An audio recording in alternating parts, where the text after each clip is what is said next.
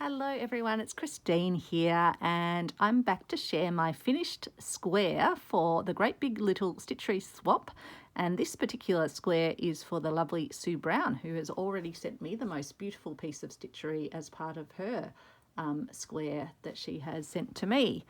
And so Sue told me a little bit about herself and that she loves pink, yellow and orange together, so that provided a key inspiration for this piece. She also loves calf facet designs and fabric, which tend to be very bright and vibrant.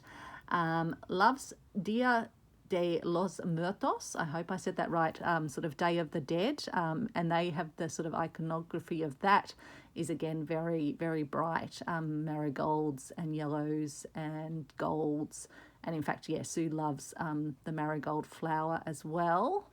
And Sue also loves reading and jigsaws and does have a fantastic blog, which I'll link to below as well. So I took a lot of that inspiration and came up with this really vibrant square here. I wanted to make the marigold my centerpiece, and there's a separate video which has the thread painting of that, which I'll link to below, and you might have come to this video from that video because I'll cross-link this video in that one. And so with the marigold, once I'd finished doing the thread painting, which you would have seen in the previous video, I then mounted it onto another bit of the turmeric dyed fabric. And then I went round and stitched around all the outside with this lovely thin wool, which is from the brand Riolis, which I got second hand. So that's fully, I guess, fully finished. It won't fray or anything. And it can sit up from the fabric, which just gives it a lovely dimensional sense, like it's coming forward in the garden scene that I've created. So I'll let you have a close-up look at that. So very happy with that. I'll definitely be doing more flowers that way. Starting down in this little corner, we've got one of my mother of pearl buttons with some bright pink perle thread on it, and I've done some French knots in to sort of make a centre of a flower, and then just some little petals out from that, which kind of echo the pattern up there. I've then stitched a stem, and the backing fabric that I used was like a watercolour sort of garden scene, if you can see, like with a poppy up here. So I've kind of used that as my base, but then added to it, which I think works really, really well.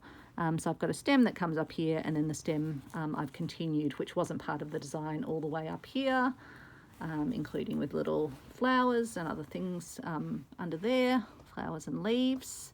I've done some chain stitch around the outside of the poppy and done little French knots and little stitches in the centre. The whole piece is edged again with this lovely thin wool that matches the outside piece here, and I've done a twisted chain stitch, which we did recently as part of my stitch along on the channel here with the lovely community of ladies that are taking part. I used this beautiful old, it was one that I got in a recent antique lot of threads, and it's a silk thread, so Corticelli, and it is just lovely, so fine. So I've used that just around the hexagon. You might be able to see it, the hexi flower, and I used it even to join the pieces together because I quite liked it as an actual feature, I guess.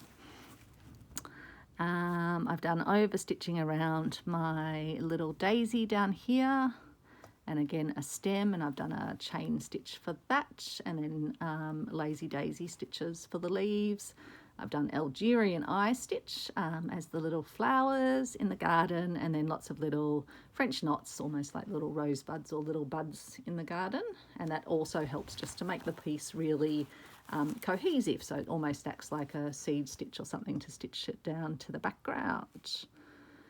Then we come up to my little hexi flower made with my Epiflex templates, and I've got some other videos showing how I do that. And as you know, with me, I like to put my little secret message compartments in my pieces.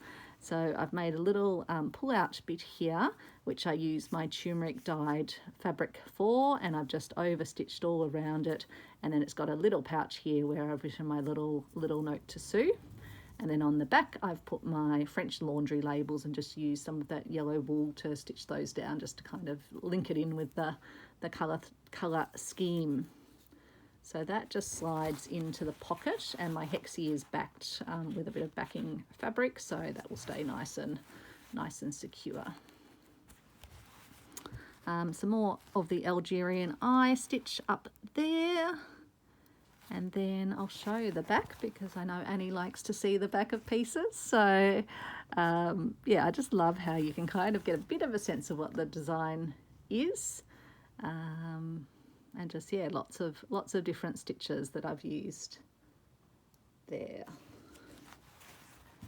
So that is the piece for Sue. So combining pink, yellow and orange together, got that kind of calf facet inspiration in it, the marigold from the Day of the Dead, and I hope it does bring joy to Sue. It certainly makes me feel very joyful looking at it. So I really hope you like that, Sue, and I'll be showing this video once Sue has received it. So yeah, hope it travels well, gets to its destination, and I'll share it at that point along with the video where I create the thread painted marigold.